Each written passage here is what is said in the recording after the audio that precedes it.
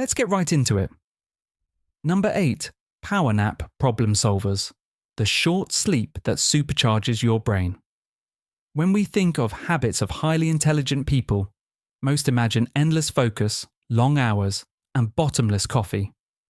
But science has proven the opposite can be true. A quick nap of just 10-20 minutes can make your brain work far more efficiently than pushing through exhaustion. The secret lies in how the brain processes information. During sleep, especially in that hazy threshold between wakefulness and deeper rest, your brain quietly gathers fragments of information you've collected throughout the day and stitches them together into fresh, often unexpected connections. It's the birthplace of creative breakthroughs. Salvador Dali famously took advantage of this by holding a key in his hand while napping. As he drifted off, the key would slip, hit the floor, and wake him up, capturing that golden moment when surreal. Brilliant ideas come to life. You don't need to be a world-famous artist to benefit from this. Whenever you hit a mental roadblock, try closing your eyes and resting for 15 minutes. Studies show that short naps can improve problem-solving ability by as much as 40%. That's not laziness. It's strategic brain maintenance. Timing matters. Early afternoon, when your energy naturally dips, is the sweet spot. Keep it short. Longer than 20 minutes, and you risk slipping into deep sleep, which can leave you groggy. From a positive perspective, a short nap is an investment in your mental sharpness. The smartest people aren't the ones who stay awake the longest. They're the ones who know when to step back, recharge, and return sharper than ever. Number 7. Daydreamers in disguise. When wandering minds are a superpower. Have you ever been told, "Stop daydreaming and focus"? Society often labels daydreaming as a sign of distraction or lack of discipline. But neuroscience says otherwise. Frequent daydreamers tend to have higher creativity and problem-solving skills than average. That's because when your mind drifts, your default mode network kicks in, the brain's backstage crew, silently connecting memories, experiences, and bits of knowledge to create new ideas. Daydreaming is like running a secret laboratory inside your head, experimenting with ideas your conscious mind isn't even aware of. Think about the last time you had a great idea in the shower, while driving, or during a quiet walk.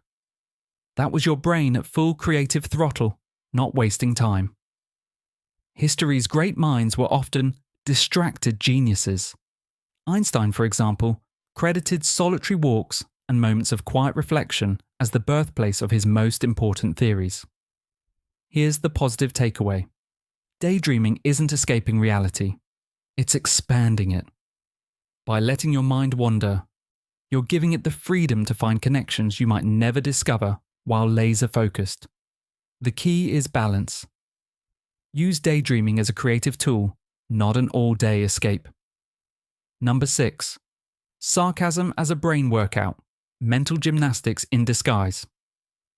Sarcasm often gets a bad rap as rude, cynical, or even mean-spirited. But understanding and delivering sarcasm requires a level of mental agility most people underestimate. When someone says, "Oh, fantastic. Another Monday."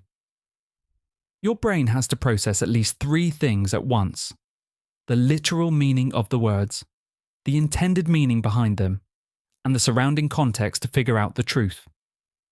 This forces your brain to flip the meaning upside down while juggling multiple layers of interpretation. Neuroscience research shows that regular exposure to sarcasm, or using it skillfully, boosts creativity and problem-solving ability. It engages the parts of your brain responsible for critical thinking, linguistic flexibility, and emotional intelligence. Of course, sarcasm is a double-edged sword. In the right environment, it's witty mental sparring that sharpens minds. In the wrong context, like a job interview, it can be easily misunderstood. Think of it like hot sauce. A dash can make the conversation exciting. Too much can ruin the dish. The upside: if you get sarcasm, you're exercising your brain's ability to think quickly, interpret nuance, and process multiple meanings in real time. All crucial skills in both communication and innovation. Number 5. The lost in time phenomenon. The magic of flow. You sit down to play guitar for just 30 minutes, and when you finally look up, the sun has set. You've experienced flow, a psychological state where you're so deeply immersed in an activity that time itself seems to vanish. Flow happens when a task is challenging enough to stretch your skills, but not so hard that it causes frustration. In this state, your brain releases dopamine and endorphins, chemicals that make you feel deeply satisfied and engaged. World-class mathematician Grigori Perelman spent years solving the Poincaré conjecture, often losing track of entire days. Artists, athletes, coders, and hobbyists alike chase this state, not just for productivity, but for the pure joy it brings. The beautiful part: you don't need to be a scientist or a painter to find flow. You can enter it while cooking, gardening, crafting, or even organizing your space.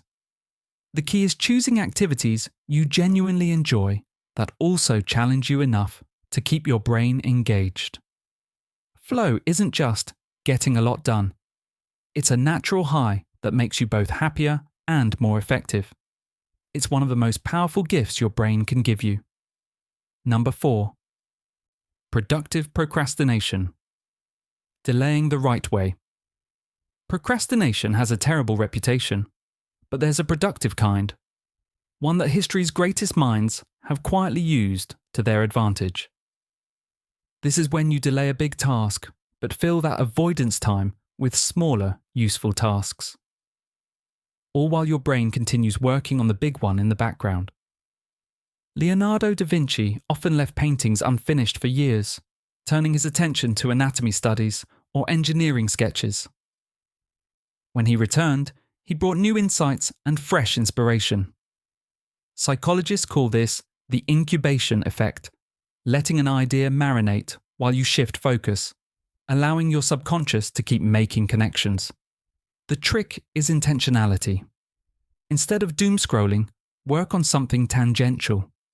Organize your notes, do related research, or tackle a smaller side project.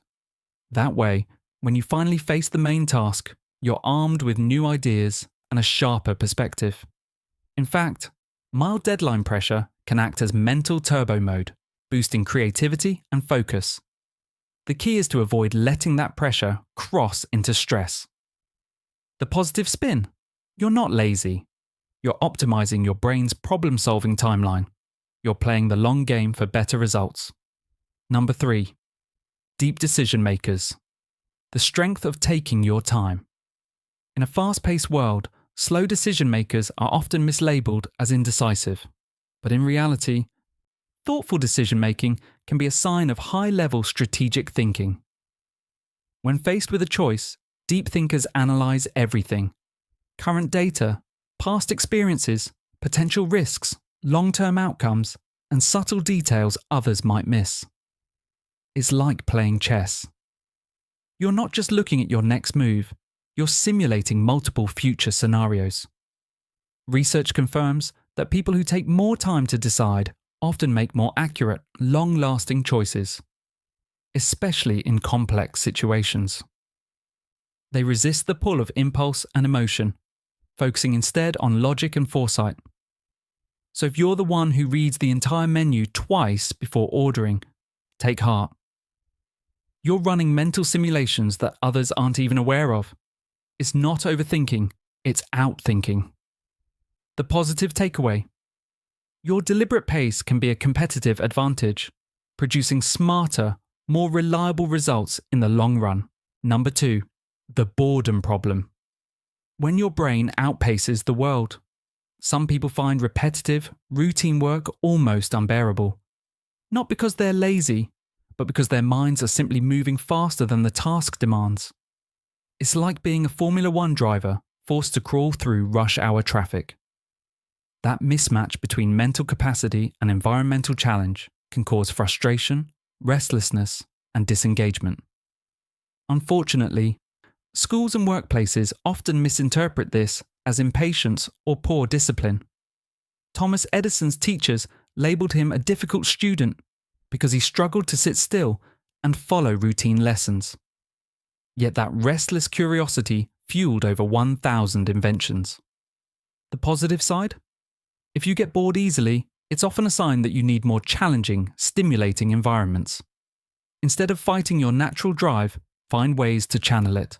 Tackling harder projects, learning new skills, or experimenting with fresh approaches. Boredom isn't a flaw. It's a signal that you're ready for something bigger. Number 1. The case for unfinished projects. Creativity in the incompletes.